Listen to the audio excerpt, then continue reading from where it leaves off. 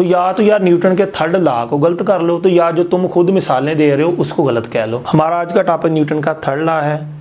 इसको हमने 9th class में पहले पढ़ा हुआ है, लेकिन वहाँ पर हमें कुछ इसकी ऐसी एग्जांपल्स दी जाती हैं जिससे हमारे न्यूटन के थर्ड लॉ के बारे में जो कॉन्सेप्ट्स हैं वो काफ़ी ख़राब हो जाते हैं। तो आज आपको मैं सबसे पहले बताऊंगा न्यूटन का थर्ड लॉ क्या है, फिर बताऊंगा इसकी जो रॉन्ग एग्जांपल्स दी जाती थी वो क्या हैं, तीसरा बताऊंगा इसकी सही एग्जांपल्स क्या हैं। तो न्यूटन के थर्ड लॉ के बारे में आपने 7 पॉइंट याद रखने हैं। जब न्यूटन का थर्ड लॉ लगता है तो 7 पॉइंट्स याद रखने हैं। वो कौन से 7 पॉइंट्स हैं सुन लें। यानी एक्शन, एक्शन का मतलब जब भी कोई एक बॉडी दूसरे बॉडी पे फोर्स लगाएगा। रिएक्शन, दूसरा बॉडी भी पहले वाले बॉडी पे फोर्स लगाएगा। फॉर एग्जांपल ये एक बॉडी है ए, ये बॉडी है बी। अगर ए बी पर फोर्स लगाता है तो बी भी ए पर फोर्स लगाएगा। ठीक है, ये हो गया जी एक्शन और रिएक्शन।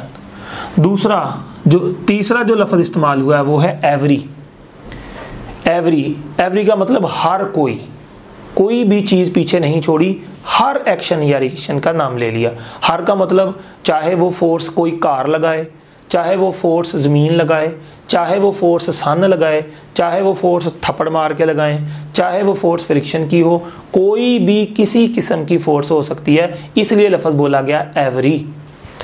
इसके बाद चौथा लफ्ज़ है इक्वल। इक्वल क्या है कि जब ये एक दूसरे पर फोर्स लगाएंगे, जितनी फोर्स इसने इस पर लगाई है ये भी इतनी ही लगाएगा।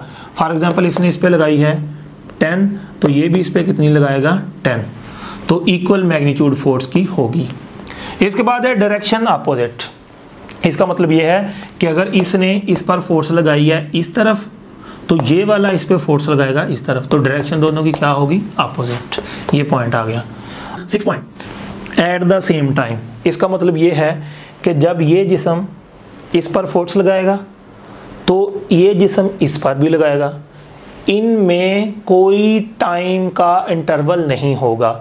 जिस समय ये इस पे फोर्स लगाएगा उसी समय ये लगाएगा। यानी कि इसने फोर्स लगा दी और अगले दिन इसको याद है अभी मैंने भी इस पे फोर्स लगानी है, या इसने इस पे फोर्स लगा दी इसको याद भूल गया, 5 मिनट बाद याद आता है वो इसने तो फोर्स लगाई थी अब मैंने भी इस पे लगानी है। नो, जिस वक्त इसने लगानी है विदाउट एनी टाइम इंटरवल ये इस पे फोर्स लगाएगा। ये छठा पॉइंट आपने याद रखना है। 7वां पॉइंट डिफरेंट बॉडीज। ये नहीं होता कि एक ही बॉडी पर एक्शन हो गया उसी बॉडी पर रिएक्शन हो गया, ना भाई ना, ये हम बहुत गलती करते हैं। एक ही बॉडी को पकड़ा उसी पे एक्शन लगा दिया उसी पे रिएक्शन लगा दिया, गलत बात। अगर इसने देखिए अगर इसने इस पे एक्शन किया है तो एक्शन किस पे हुआ बी पे, तो रिएक्शन बी पे नहीं हो सकता, रिएक्शन ए पे होगा। एक और बात याद रखिएगा, एक्शन रिएक्शन आप किसी को भी मान सकते हैं, इसकी फोर्स को भी एक्शन मान सकते हैं या इसकी फोर्स को भी एक्शन मान सकते हैं। एक्शन रिएक्शन किसी का भी नाम दिया जा सकता है। जब दोनों ने लगानी ही इकट्ठे ही फोर्स है वहां टाइम का गैप ही नहीं है। ये हो ना कि ये इसने एक्शन कर दिया कल को उसने रिएक्शन कर दिया, बंदा कह दे जिसने पहले लगाई वो एक्शन है जिसने बाद में लगाई वो रिएक्शन है। मैंने बताया ये सेम टाइम में लगती हैं, लिहाजा आप जिसको मर्जी एक्शन और रिएक्शन कह सकते हैं। तो अगर ये 7 पॉइंट किसी पे लग रहे हैं तो समझ लो वहां न्यूटन का थर्ड लॉ है। अगर 7 पॉइंट नहीं लग रहे हैं तो वो न्यूटन के थर्ड लॉ की एग्जाम्पल नहीं है। तो ये मैंने आपको न्यूटन का थर्ड लॉ समझाया। अब मैं आपको बताता हूँ जो इसकी गलत मिसालें हमको देते हैं। कहता जी आपने किसी बंदे के मुंह पे थप्पड़ मार दिया, तो जो आपने मारा वो एक्शन है, तो जो अगला आपको मारेगा वो रिएक्शन है। तो मैंने इसको थप्पड़ मारा, तो क्या जो अगला बंदा थप्पड़ मारता है जिस वक्त मैं मारूं क्या उसी वक्त मेरे वो मारेगा? आंसर है नो। तो क्या ये काम एट द सेम टाइम हुआ? नहीं, तो ये तो इस पर पूरे नहीं उतरा।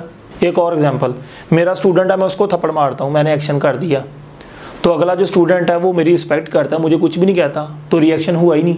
तो न्यूटन ने तो कहा था एवरी, एवरी बोला उसने, एवरी का मतलब हर एक्शन का रिएक्शन होगा।